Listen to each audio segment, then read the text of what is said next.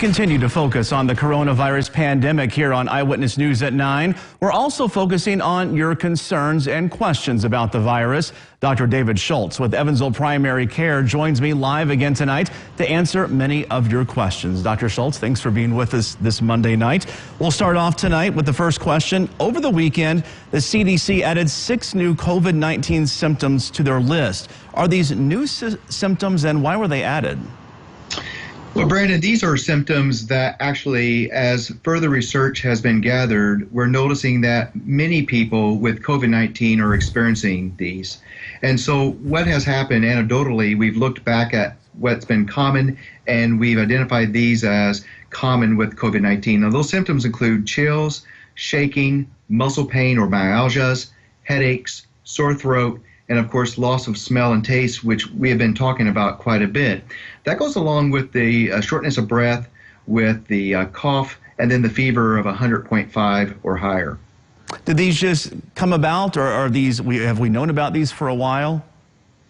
Brandon, we've known about these symptoms for a while. What we've noticed is that more people in America, at least North America, have been presenting with these particular symptoms as opposed to other places in the world as well.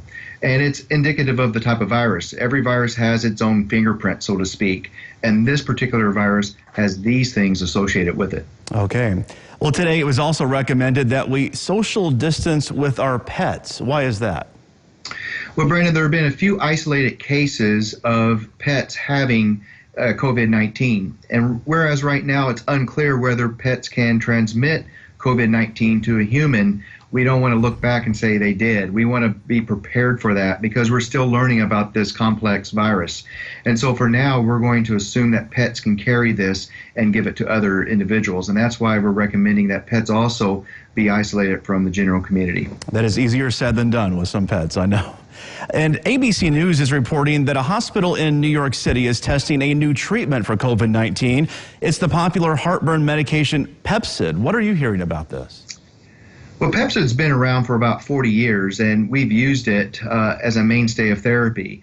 But the research they're actually doing in New York City is with the generic of Pepcid. It's called famotidine, and they're actually studying it in the IV form at 9 to 10 times stronger than the type of Pepcid or famotidine you could get over the counter. And it works much differently intravenously. Now, the big problem with COVID-19 is the inflammatory response that it gives. It's not the actual initial infection, it's the inflammation that occurs afterwards. And they're studying the anti-inflammatory effects of Pepcid or famotidine. Is that probably just one of several different medications being tested?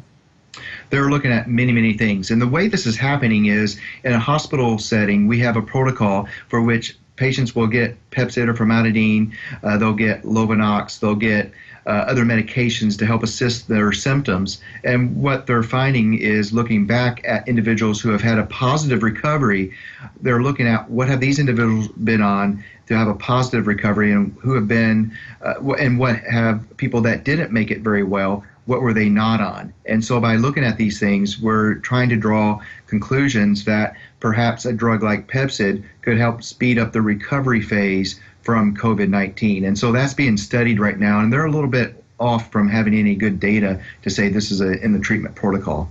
Sure, great information there. Dr. Schultz, we're going to take a quick break, and when we come back, we'll have more of your questions for Dr. David Schultz. Stay with us.